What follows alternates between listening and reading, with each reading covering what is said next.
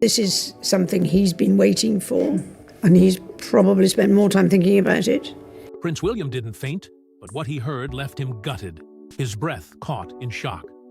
The crown he'd waited for all his life suddenly felt heavier than ever.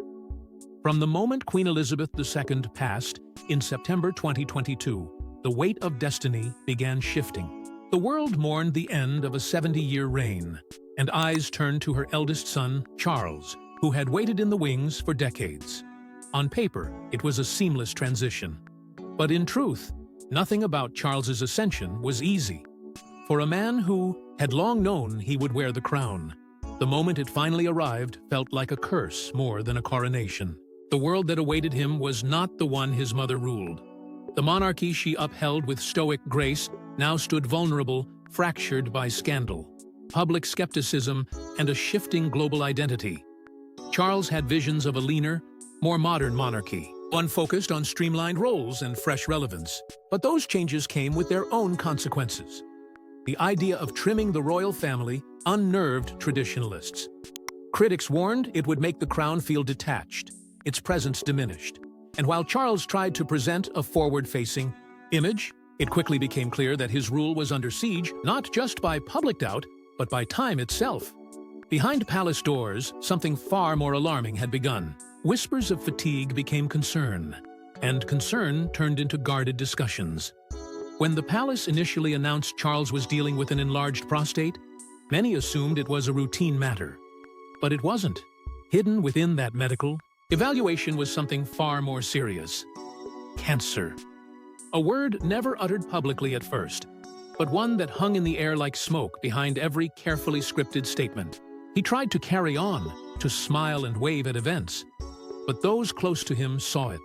The weight loss, the hollow cheeks, the silence behind his eyes. The once vibrant air now looked like a man running out of time, and everyone around him knew it. Still, Charles pressed forward, determined to fulfill his role, even as it slowly broke him. But as the months passed, and his energy faded, others began to step in. Prince William and Catherine took on more engagements, offering calm amid uncertainty. Yet, it was Princess Anne, stoic, unflinching, and fiercely loyal, who quietly emerged as his most trusted presence. She didn't seek the Queen spotlight. Elizabeth II passed away in September 2022, with people closely watching his every move, relationship, and statement. Publicly, the monarchy appeared functional. But within the palace, it was clear.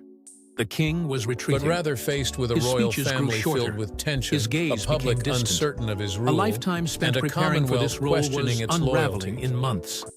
And the most important decisions, the ones that would shape Charles the desired monarchy's to future, were modernize being the considered monarchy not from a and throne make it room, more effective. but from the quiet, Nevertheless, dimly lit not all spaces people where were in illness favor strips of away his ceremony plans. and reveals only truth. But when Charles could no longer speak for himself, he turned to the only person he truly trusted, not his son, not Camilla, but his sister. His main goal was to She never update asked the for monarchy, attention, reduce she its was chosen size. to deliver the most powerful message the monarchy had heard in years. In the shadows of regal ceremony and public spectacle, there stood one figure who had never wavered: Princess Anne. Through Although decades he was of sick, changing tides, the king kept going to scandals, important and events. shifting monarchs, But his Anne close remained companions unshaken. could tell that he looked She different was never and the seemed one on the less balcony energetic. waving to crowds. She wasn't the subject of front-page gossip or palace intrigue. Yet, when the kingdom The trembled crown, under the once weight a of sign of uncertainty, authority, now it was seemed Anne to be who stepped weighing forward, heavily on it. not with noise, Princess but with Anne, the known quiet for her conviction of commitment, someone who started had to always increase her understood workload. what it meant to serve. While others clung to titles and tradition, Anne committed herself Other to members duty, of the royal family without began glamour, to take on more without fanfare, responsibilities. and without expectation. And accepting the Her possibility devotion of tasks wasn't born of he ambition. might not be able It to was finish forged in during his discipline. rule.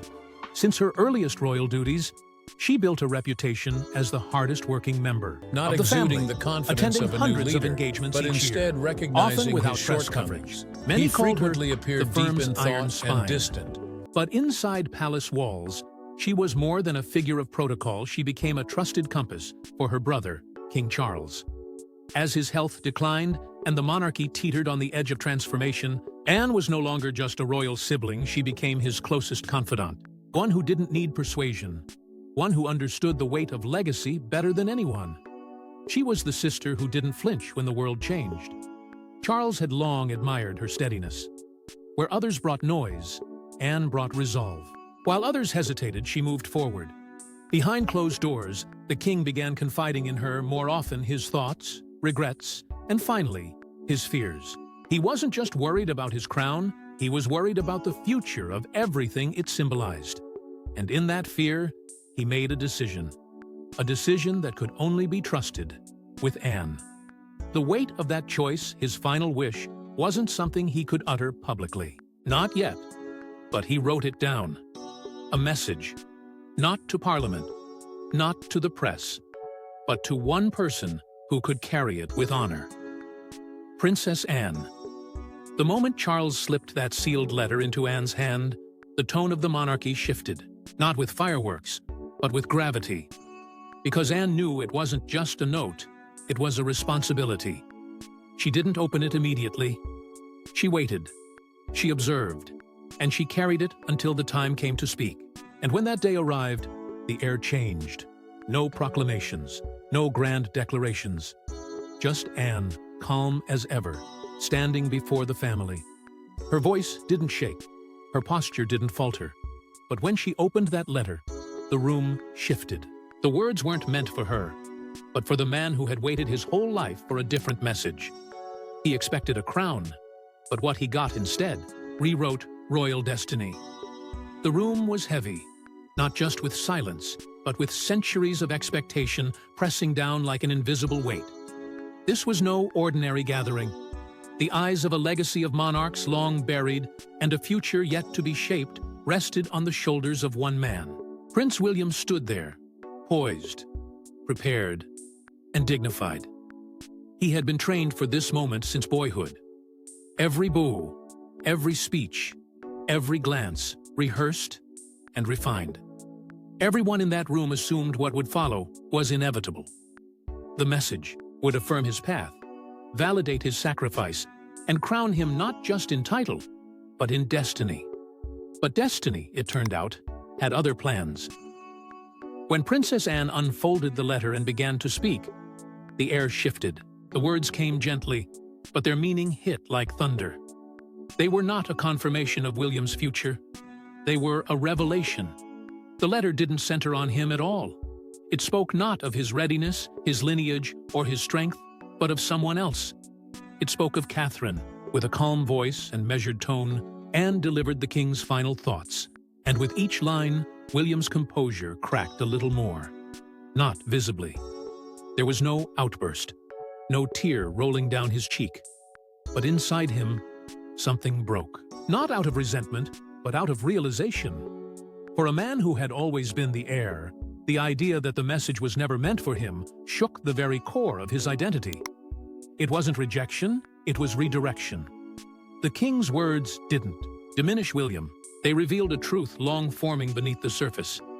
Catherine wasn't just the consort. She was the stabilizing force, the quiet strength, the leader no one saw coming.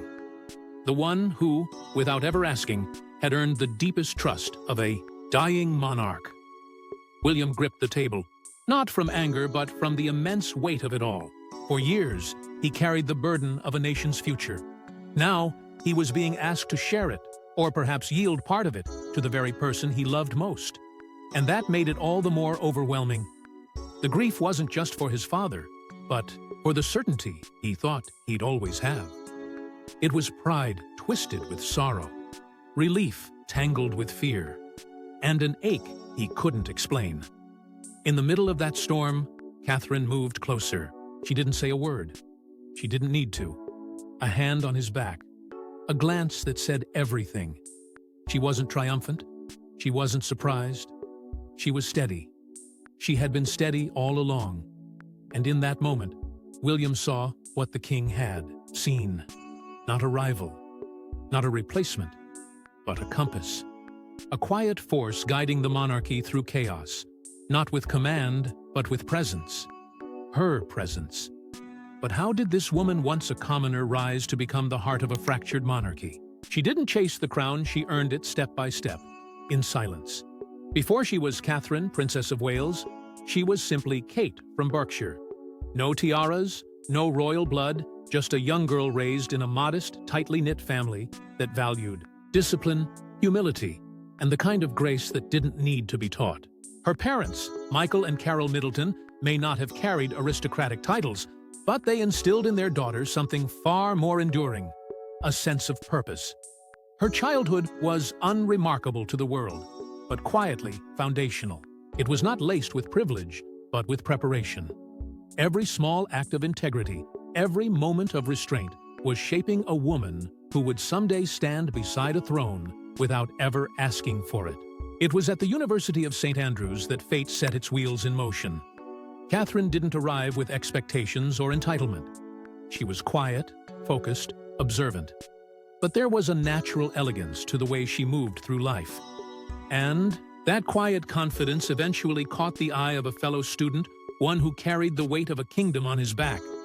Their bond wasn't instant headlines.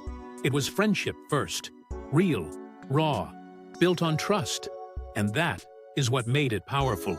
Catherine never chased William. She didn't bend herself to fit royal molds. She simply remained true to who she was. And over time, that authenticity became her greatest strength. The media didn't make it easy. Once their relationship became public, Catherine was thrust into the unforgiving spotlight. Paparazzi followed, her every move. Tabloids dissected her silence, her smiles, even the way she walked. Many believed she would crumble under the pressure like others before her, but she didn't. She stood firm without complaint. And every time they tried to shake her, she became stronger. Where others would have lashed out, she showed restraint. Where others might have chased attention, she remained composed. It was in those trials that the palace began to take notice not just of a woman dating the future king, but of a woman who could withstand the storm without losing herself. Their wedding wasn't just a ceremony, it was a national reckoning. April 29th, 2011, wasn't merely a celebration of love.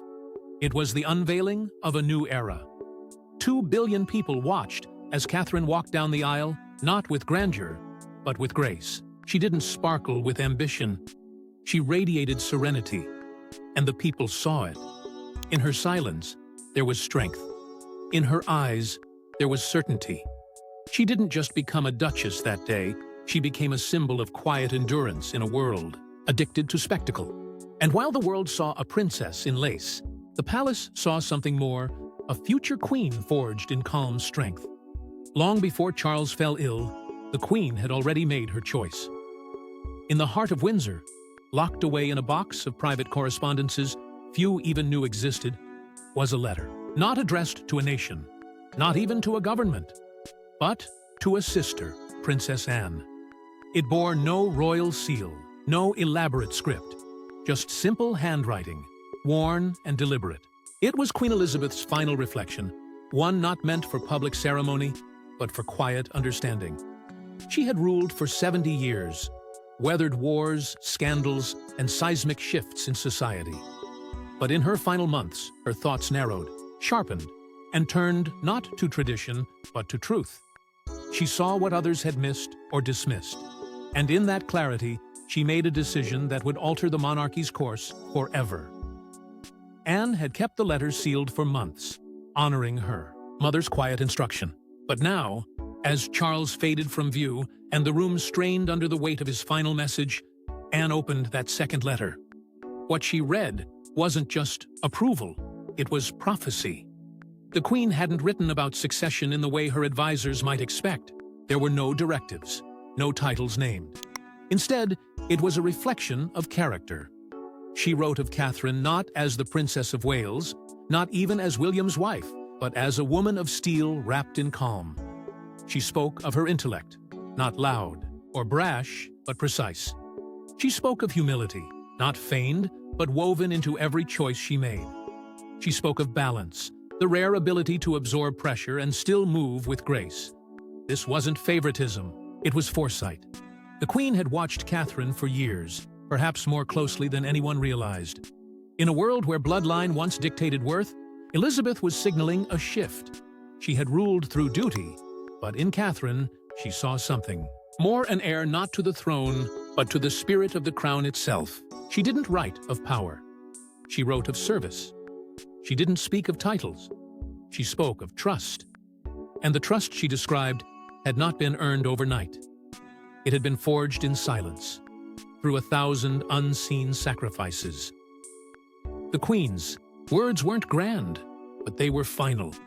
And as Anne read them aloud, the room, once already stunned by Charles's message, fell deeper into stillness. The Queen had not passed on a crown. She had passed on belief. She had entrusted the monarchy's future not to blood alone, but to the person most prepared to carry its weight, without letting it harden her soul. That choice was Catherine. And now, with both monarchs' blessings, the question wasn't if Catherine would lead it, was how.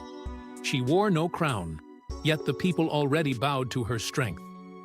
Long before the monarchy began to whisper her name in reverent tones, the public had already made their choice. In a family built on lineage and history, it was Catherine not through title, but through presence who emerged as the quiet force redefining royalty. While William fulfilled his role with composure and tradition, it was Catherine who captured hearts. She didn't demand attention. It followed her. Every public appearance was met with crowds, cheers, and, more tellingly, a sense of trust. The kind of trust no coronation could manufacture. Her words weren't rehearsed platitudes. They carried weight because they were real. And in a time when the royal institution seemed increasingly detached, Catherine felt like one of the people. The media took notice. Headlines began to shift. While William stood firm in formality, Catherine moved freely in emotion. Where he presented, she connected. Her solo visits to schools, hospitals, and charities didn't just generate press, they left lasting impressions. Her speeches weren't grand, but they resonated. In a room full of dignitaries, she addressed the parents. At a podium, she didn't list accomplishments, she told stories. She didn't try to appear regal. She simply was. That authenticity became her crown. Behind closed palace doors, the murmurs grew louder.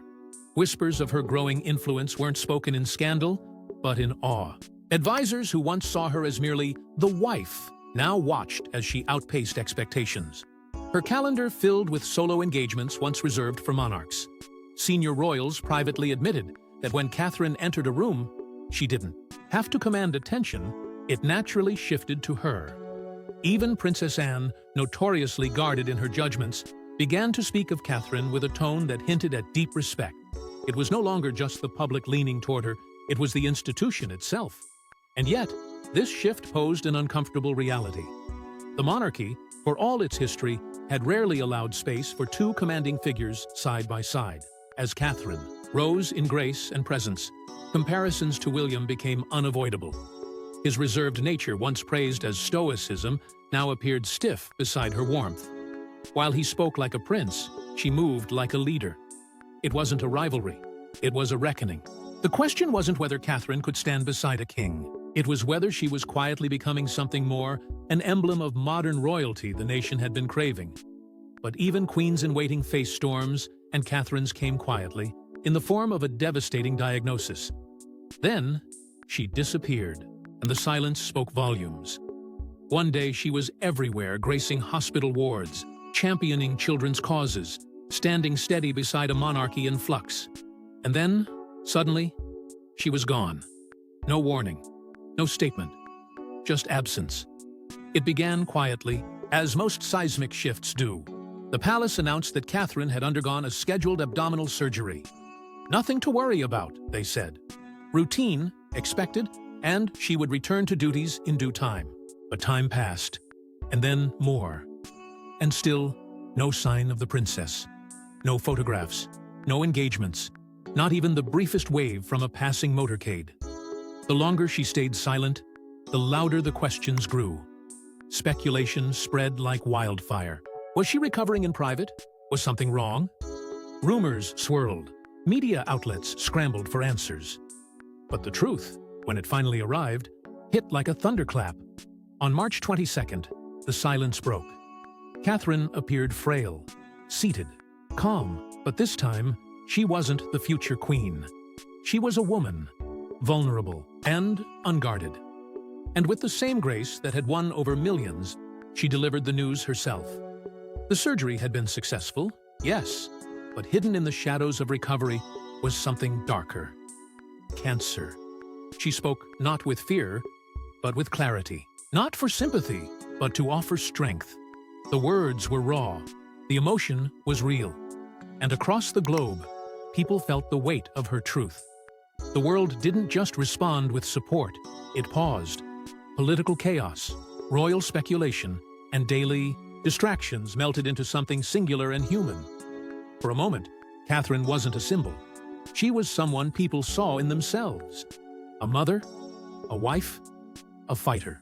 Her courage echoed in homes far from Kensington Palace, in hospital rooms, in quiet moments of fear, where her voice now lived as a companion to others facing the same battle. Behind her, William stood not as heir, but as husband. His transformation, during those long, quiet months, was undeniable. The poised prince seen at ceremonies and official briefings faded into the background, replaced by a man who understood what truly mattered. He canceled engagements. He stayed out of the spotlight. He chose his family over the firm. In doing so, he revealed a different kind of leadership, one rooted not in power, but in protection. For once, the future king didn't have answers, but he did have devotion.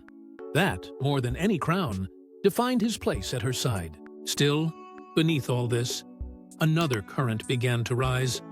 While the monarchy reeled from the uncertainty, someone else stepped forward. Not with speeches, not with ceremony, but with quiet consistency. But in that darkness, one silent ally emerged, an old guard mentoring a new queen. Two women, one visioned the future of the monarchy held in steady hands. It was never announced. No public statements, no formal titles exchanged. But behind the walls of Windsor, something remarkable had quietly taken shape. While the world fixated on Prince William's next steps and the Queen Consort's place in history, Princess Anne was already orchestrating a legacy far more lasting. Not by command, but through presence. Not through authority, but through example. And beside her, emerging from pain, scrutiny, and silence, stood Catherine. Their alliance didn't need to be loud. It just needed to be real. In Anne, Catherine found not just a senior royal, but a teacher, a guide, a mirror of the kind of queen who leads without ever needing a throne. Anne had always been the monarchy's workhorse, tireless, loyal, incorruptible. And for decades, that endurance had been underappreciated. But now, in Catherine, she recognized someone who shared her ethos: serve first, speak last. Their connection deepened away from cameras, in debriefings and shared commitments, in mutual causes that didn't just align, they were identical: mental health, childhood development, the unsensational, often invisible work that shapes lives far beyond palace gates. Together, they began appearing more often, visiting charities, opening hospitals, responding to crisis. But it wasn't their appearances that mattered. It was their cadence, their choreography. Anne passed the torch not with ceremony, but with consistency. Within the palace, the shift didn't go unnoticed. Senior aides, often the gatekeepers of tradition, began speaking. In hushed tones about the Anne-Catherine model, there was a quiet acknowledgement that this synergy of legacy and progress might be the future the monarchy desperately needed. The bloodline would still dictate succession, but leadership, that was evolving. Anne, rooted in stoic discipline, and Catherine, molded by modern empathy, were no longer just supporting players. They were now the architects of a new standard, one built on action, not symbolism. This unspoken mentorship wasn't about grooming a queen in waiting. It was about reinforcing a principle that had long been forgotten in royal circles. Power, real power, doesn't always come from above. Sometimes it comes from those who never asked for it, but accepted the responsibility anyway. Anne saw in Catherine not just potential, but alignment. A rare echo of her own values in someone willing to sacrifice self for service. And Catherine, worn down but unbroken, recognized Anne as a compass not of past customs, but of enduring purpose. The public began to feel it too, not through grand gestures, but in the subtleties. The steady rhythm of service, the clarity in their causes, the unwavering dedication through turmoil. Suddenly, Leadership within the royal family wasn't about who wore the crown. It was about who showed up every time, with purpose. The throne still mattered. But what mattered more was who truly held the public's respect. And while the world debates titles, one woman just keeps serving, rewriting what power looks like. The crown may rest on William's head, but its heartbeat now echoes through Catherine.